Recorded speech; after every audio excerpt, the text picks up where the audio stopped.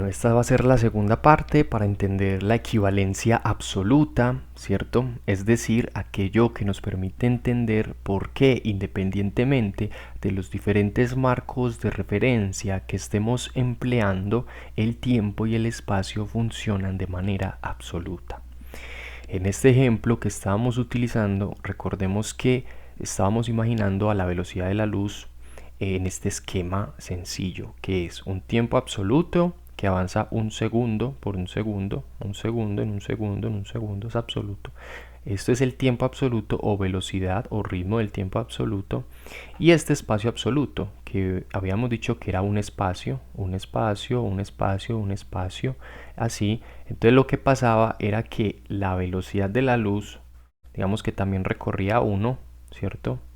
1, 1, 1, pero lo que veíamos con la velocidad de la luz es que acá ocurría que por los efectos de la gravedad este espacio se dilataba, entonces ya no era solamente 1, sino que era 1.1, ¿cierto? Porque recordemos que no solamente se curva, sino que además se dilata.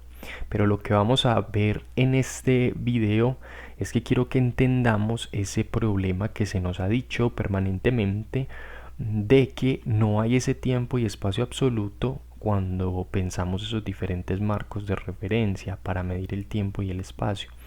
Pero ¿qué fue lo que vimos?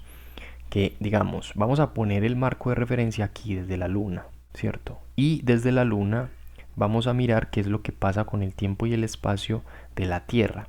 Lo que vamos a decir es que inicialmente, ¿cierto? Equivocadamente vamos a decir el tiempo es lento en la Tierra.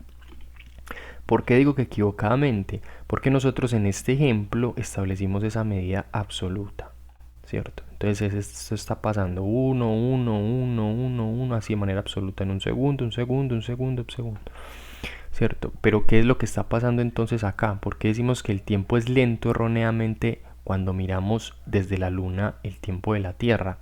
Y es porque lo que ha pasado realmente es que el espacio se ha dilatado, se ha curvado por esa gravedad. Entonces cuando la luz pasa, al utilizar la luz como ejemplo, vemos que se ha dilatado 1, ya no es 1 solamente, sino 1.1. Entonces cuando la luz pasa, aunque la luz tenga ya ese ritmo fijado, esa velocidad de la luz esté fijada, ¿cierto? Esa velocidad absoluta que ya dijimos, como este espacio absoluto se dilató, ¿cierto? Se dilató, ¿qué es lo que pasa? Que allá hay 1.1, ¿cierto? Pero quiero que veamos lo siguiente, entonces no es realmente que el tiempo acá es lento, porque ya vemos que tiene una medida absoluta, sino que el espacio se dilató. Al dilatarse parece que el tiempo, digamos, es otro, pero no, el tiempo es absoluto. Entonces, ¿qué es lo que hay que medir? Como el espacio fue en este caso el que cambió, ¿cierto? Inicialmente, como el espacio fue lo que cambió acá, porque la velocidad le toca asumir esta dilatación, nosotros podemos medir esa diferencia.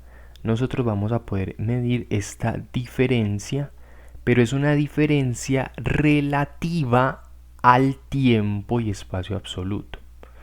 Es decir, esta diferencia, digamos, la luz está recorriendo por acá, normal, 1, 1, 1, pero como acá hay esta dilatación, la luz, digamos que no va a alcanzar a llegar hasta acá, digamos, en este primer paso, porque la luz recorre 1 y aquí el espacio al estar estirado, al estar dilatado, recorre 1.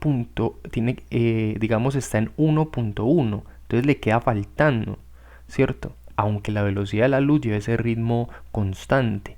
Entonces esto que le falta, digamos esta parte para llegar acá, nosotros la podemos medir. Y aunque la estemos midiendo con la medida del tiempo, es un tiempo relativo. Es decir, que con respecto a este tiempo absoluto, nosotros podemos medir esta diferencia, pero es una diferencia relativa.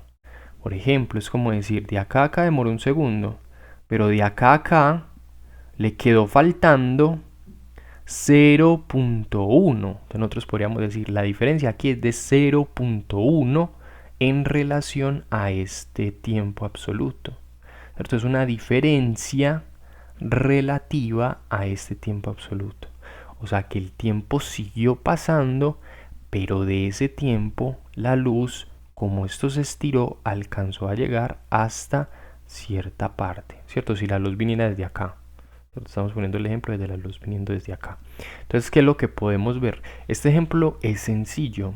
¿Por qué? Porque este ejemplo lo que nos está mostrando es que, claro, hay una diferencia. Si nosotros ponemos a la luz andando desde acá, va a haber una diferencia desde acá. Digamos, empecémonos desde acá, empezando a andar por acá. Porque ya no es uno, ya no todo es 1, 1, 1, pues como tiempo absoluto 1, espacio absoluto 1, velocidad de la luz recorriendo 1, sino que ya con este efecto gravitacional hay un 1.1. Y ese 1.1 que tiene que ver con ese efecto de la gravedad hay que contabilizarlo, ¿cierto? Entonces nosotros aquí podemos medir esa diferencia. Ah, pues aquí es 1, acá es 1.1. Entonces, ¿cuál es la diferencia? La diferencia es de 0.1, ¿cierto? Que le faltó 0.1. Y eso lo podemos medir incluso en términos de tiempo, pero como un tiempo relativo al tiempo absoluto, ¿cierto? Es decir, que en función a este tiempo absoluto, a la velocidad de la luz le quedó faltando en este primer recorrido 0.1, ¿cierto? 0.1 le quedó faltando, ¿cierto? En relación a este 1 normal, pues de recorrido en este espacio de trayecto en función a esta situación absoluta. Quiero que se entienda que no es lo mismo este espacio acá que este espacio de acá. Y que esta diferencia la podemos medir. ¿Cuál es esta diferencia? De 0.1, ¿cierto? Entonces eso es lo que tenemos que entender. Pero acá miremos que fue un asunto inicialmente de que se dilató ese espacio, ¿cierto?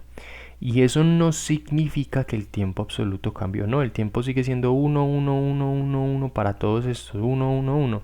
Pero acá esta diferencia, cuando ponemos a la velocidad de la luz andando, digamos que está la velocidad de la luz, al llegar acá, ¿qué es lo que pasa? Que al estar en esta parte, pues no va a alcanzar el 1 normal, porque acá ya este espacio es de 1.1. Entonces, ¿qué es lo que podemos decir? A la velocidad de la luz le faltó recorrer, ¿cierto? O no es que le faltó, sino alcanza a recorrer, digamos, 1 frente a un trayecto que ya siendo curvado, ya estando curvado es de 1.1. Alcanza a recorrer 1. Eso quiere decir que le queda faltando 0.1 de espacio, de un espacio relativo, ¿cierto?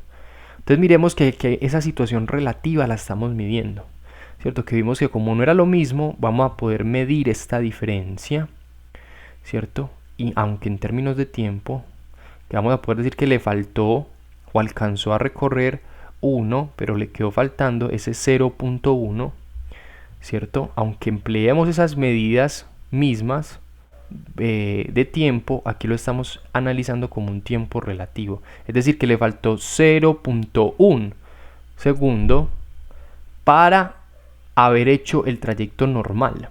Pero digamos que se le faltó, ahí no estamos diciendo que el tiempo absoluto varió, no, el tiempo absoluto siguió pasando, el tiempo absoluto siguió siendo universal y general. Entonces es muy interesante porque acá tenemos simplemente pues y fácil ese tiempo absoluto, ese espacio absoluto, y estamos viendo cómo la velocidad de la luz en este caso se está viendo influida por estos asuntos, por estos trayectos diferentes. Pero tanto si yo muevo el marco de acá como para acá, esta situación absoluta se está manteniendo, ¿cierto? Este tiempo absoluto y este espacio absoluto vemos que están en esa universalidad, en esa generalidad.